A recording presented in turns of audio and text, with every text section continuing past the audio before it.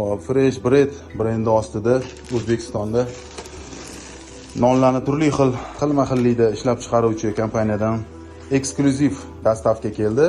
Eskidan oilamizning tanlovi bo'lgan. Hozir buni ko'rib, kichkinagina obzorcha qilib beramiz.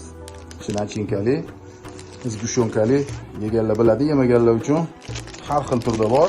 Baton, молочный, tosterli nonlar bor. Vkusi juda xilma-xil odamga to'g'ri keladigan assortimentni, nomlari ham ajoyib.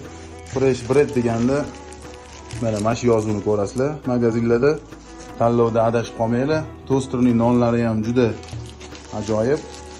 Salafanning ichidan ham hidi kelib turibdi. Nonlar upakovkada bo'lsa ham nonni hidini hech narsa bilan adashtirib bo'lmaydi.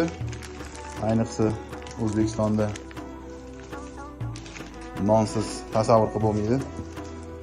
Hech qaysi dasturxonni non yeyilmasa ham non qo'yiladi, baribir hamma dasturxonga diyetadagi odamni ham dasturxonida non turaveradi. O'shaning uchun bu hozir assortimenti bir 10 dan biri bo'lsa kerak. Eksklyuziv dastavka qilishgani uchun kompaniyaga alohida rahmat deb qolamiz. Ishlarga rivoj.